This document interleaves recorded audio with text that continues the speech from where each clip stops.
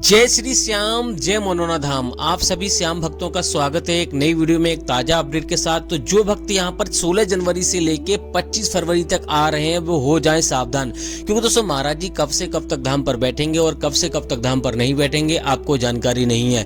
आप दूर दूर राज्यों से, अलग अलग शहरों से, दूर दूर से यहाँ पर आते हो और महाराज जी आपको ना मिले तो आपका समय भी बर्बाद होगा, पैसा भी बर्बाद होगा, आपको यहाँ पर महाराज जी के दर्शन भी नहीं होंगे।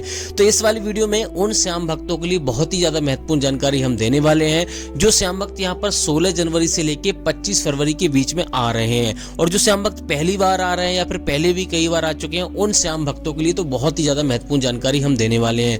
जैसे कि आखिर दोस्तों ये धाम पड़ता कहाँ पर है, कौन से इसकी नजदीकी रेलवे स्टेशन है, अगर आप अपनी सवारी से आ रहे हो तो आपको कैसे आना है, ट्रेन से आ रहे हो तो आपको कैसा आना है, कितना खर्चा यहाँ पर आ जाएगा एक व्यक्ति का क्या, और दोस्तों कहाँ पे आपको दोस्तों ठहरना है, कहाँ पे आपको फ्री में ठहरना है, कहाँ पे आपको पैसा दे के ठहरना है, कैसे आपको अर्जी लगानी जैसे कि आपको पहली बार में ही फायदा हो जाए, कौन कौन सी सावधानियां आपको बरतनी है जिससे कि आपको दिक्कत ना हो, आपकी मनोकामना पहली बार में ही यानी कि पूर्ण हो जाए। और दोस्तों यहाँ पर एक व्यक्ति का खर्चा कितना आएगा, खाने पीने का, रहने का। और दोस्तों इसके साथ साथ और भी बहुत सारी महत्वपूर्ण जानकारी इस वाली वीडियो में आपको मिलने वाली है, जैसे कि टोकन आपको कैसे प्राप्त करना है, क्योंकि दोस्तों यहाँ पर बहुत लंबी लंबी कतारें लग जाती हैं, 14-14, 15-15 घंटों में, कभी कभी 2 दिन लग जाते हैं, यानी कि तब जाके दर्शन हो पाते हैं। तो यहाँ पर कैसे आपको लाइन में लगना है, कैसे आपको टोकन प्राप्त करना है जिससे कि आपको लाइन में लगना ही ना पड़े। तो बहुत सारी महत्वपूर्ण जानकारी आपको मिलने वाली है। बस आपको वीडियो शुरू से लेके अंत तक देखना है, यानी कि वीडियो पूरी देखना है। काट के देखोगे, स्किप करके देखोगे तो आपको समझ में नहीं आएगा, फिर मत कहना भैया हमें बताया नहीं। तो चलिए दोस्तों वीडियो को शुरू करते हैं। सबसे पहले जान लेते हैं दोस्तों आखिर दोस्तों मनोना धाम पड़ता कहाँ पर है। तो दोस्तों ये धाम बहुत ही ज्यादा यानी कि जंगल में पड़ता है।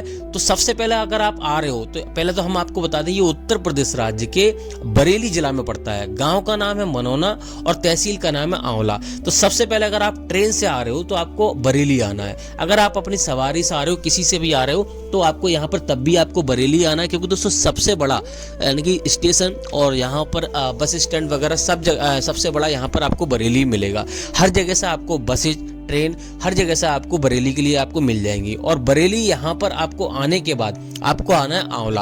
आंवला और मनोना धाम की दूरी लगभग 1 से 1.5 किलोमीटर की दूरी है। और दोस्तों बरेली और आंवला की दूरी लगभग 40 से 45 किलोमीटर की दूरी है। तो यहाँ पर आपको सबसे पहले आपको बरेली आना है। बरेली से आप ट्रेन से आना चाहते हो तो यहाँ से आपको 20 रुपए का किराया लगेगा आंवला आने के लिए। और बस से आना चाहते हो तो आपको यहाँ पर रोडवे बस से लगभग 80 से 90 रुपए का किराया लगेगा। और दोस्तों टैक्सी वगैरह करके आना चाहते हो तो लगभग 500 या 600 रुपए का किराया लगेगा। तो यहाँ पे आप किसी से भी आप आ सकते हो, कोई आपको दिक्कत होगी नहीं।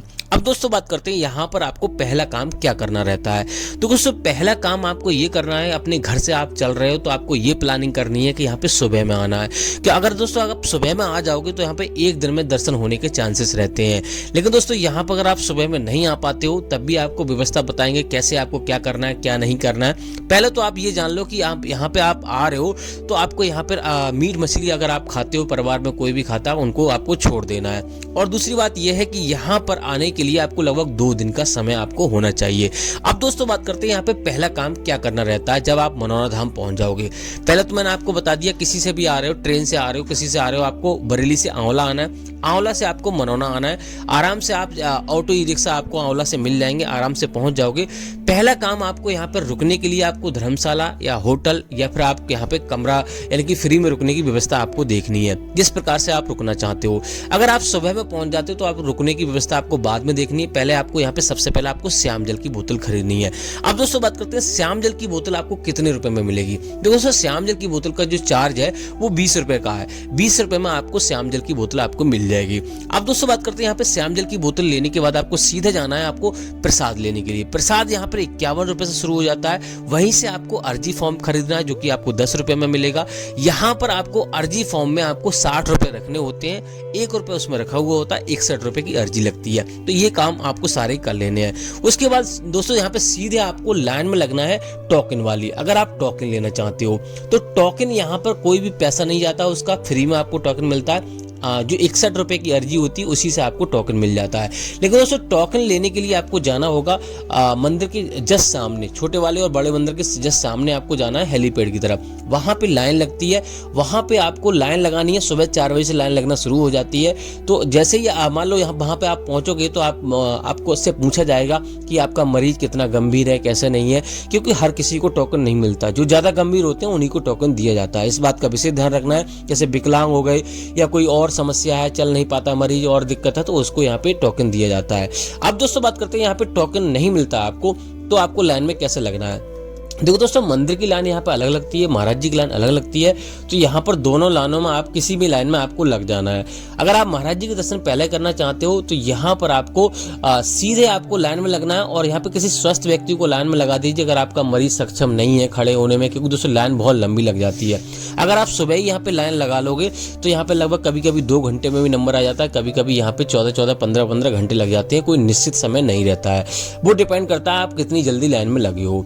अब दोस्तों बात करते हैं यहाँ पर अगर आप सुबह में नहीं पहुंचते हो तो आपको क्या करना है। सुबह में नहीं पहुंचते हो तो यहाँ पे धर्मशाला में आप रुक सकते हो, धर्मशाला बुक कर सकते हो। एक कमरे का किराया लगभग यहाँ 1000 से लेकर 3000 रुपए का पड़ता है, जिसमें आप 7-8 लोग रुक सकते हो। अगर आप धर्मशाला में नहीं रुकना चाहते हो, होटल में रुकना चाहते हो, तो जगह जगह यहाँ पर मनोना धाम में या फिर आंवला में आपको होटल बने आपको मिल जाएंगे। अब दोस्तों बात करते हैं होटल में कितना खर्चा आएगा। होटल में आपको 800 रुपए से लेके 1800 रुपए का खर्चा आएगा। तो इतना आएगा। आप उसमें 12 बजे से लेके 12 बजे तक वो होटल का कमरा आपको मिलेगा, जिसमें आपको 7-8 लोग रुक सकते हो आराम से, कोई दिक्कत वाली बात नहीं है। अब दोस्तों बात करते हैं फ्री में अगर आप रुकना चाहते हो तो कितना यहाँ पे खर्चा आएगा। फ्री में रुकने के लिए कोई खर्चा नहीं आएगा। यहाँ पे धर्मशाला के जस्ट बगल में ही आपको 3 सेट पड़े आपको मिल जाएंगे, जिसमें आपको रजाई गद्दे आपको मिल जाएंगे, महाराज जी के जरिए मिलेंगे या फिर आप किराए पे भी ले सकते हो, कोई दिक्कत वाली बात नहीं है, आपको मिल जाएंगे। और यहाँ पर अगर आप मान लो जहाँ से आप प्रसाद लियो वहाँ पर भी आपको फ्री में रुकने की व्यवस्था होती है। उन्होंने भी अपनी दुकान में फ्री में रुकने की व्यवस्था होती है। जहाँ जहाँ से आप प्रसाद लोगे वहाँ आपको हर जगह से आपको ये व्यवस्था आपको मिल जाएगी। लेकिन दोस्तों आपको प्रसाद वगैरह वहीं से आपको खरीदना है। अब दोस्तों बात करते हैं यहाँ पे आप महाराज जी की लाइन कितने बजे से लगती है और महाराज जी कितने बजे से बैठते हैं। यहाँ पे आप देख सकते हो इस प्रकार से महाराज जी की लाइन लगती है और बहुत लंबी लाइन लग जाती है। महाराज जी का जो बैठने का समय है वो सुबह 9:30 बजे का टाइम है। अभी के टाइम पर गर्मियों में अलग रहता है और सर्दियों में अलग रहता है। महाराज जी यहाँ पे 3 शिफ्टों में बैठते हैं, सुबह दोपहर शाम। और यहाँ पर अगर आप आ रहे हो, अब दोस्तों बात करते हैं यहाँ पे कौन कौन सी बीमारी महाराज जी देखते हैं, कौन कौन सी बीमारी नहीं देखते हैं। तो महाराज जी यहाँ पे हर एक समस्या देखते हैं, चाहे किसी भी प्रकार की। मैंने XYZ बोल दिया, इसका मतलब है हर एक समस्या, हर एक प्रकार की बीमारी, हर एक प्रकार की समस्या देखते हैं। तो आपको यहाँ पे बिना सोचे समझे आपको आ जाना, कोई दिक्कत वाली बात नहीं है। और हर धर्म के लोग यहाँ पे आ सकते हैं, कोई भी आपको भेदभाव नहीं होगा। अब दोस्तों बात करते हैं यहाँ पे पहला काम आपको क्या करना रहता है। तो दोस्तों महाराज जी यहाँ पे थोड़ा सा आपको श्यामजल मंत्रों द्वारा पढ़ के आपको पिलाते हैं, उसी से कल्याण होता है और आशीर्वाद देते हैं। अगर आपका मरीज सक्षम नहीं है, ज्यादा गंभीर है, तो उसको लेके ना आए। महाराज जी मना करते हैं, ज्यादा सीरियस है तो उसको लेकर ना आए। किसी स्वस्थ व्यक्ति को यहाँ पे आ जाना है, फोन में उस व्यक्ति का फोटो लेके आना है जिसको आप जल पिलाना चाहते हो, जिसको यानी कि जिसको कोई समस्या है उसको जल पिलाना चाहते हो, तो उसको फोटो लेकर आए। महाराज जी से आशीर्वाद लें, आप स्वयं लाइन में लगें, श्याम जल यहाँ से पड़वा के ले जाएं और उस व्यक्ति को श्याम जल पिलाएं। जब आपको आराम मिले तब यहाँ पे आपको आना है। एक बात का विशेष ध्यान रखना है कि यहाँ पर आपको ऐसी अवधारणा कभी नहीं करना चाहिए, ऐसी सोच नहीं रखनी चाहिए कि भैया ऐसा नहीं बोलना चाहिए कि खाटू साहब महाराज हमारी ये विनती स्वीकार कर लो, हम तब आएंगे, तब हम इतने रुपए चढ़ाएंगे, इतना प्रसाद का बांटेंगे, या फिर ये मन्नत पूरी हो जाएगी तो हम ऐसा कर देंगे। ऐसा आपको लालच नहीं देना है, क्योंकि भगवान आपके लालच का भूखा नहीं होता, आप ये जानते हो। तो आपको यहाँ पर सच्चे मन से और सच्ची आस्था के साथ यहाँ पे आपको आना है और सच्चे मन से आपको अर्जी लगानी है।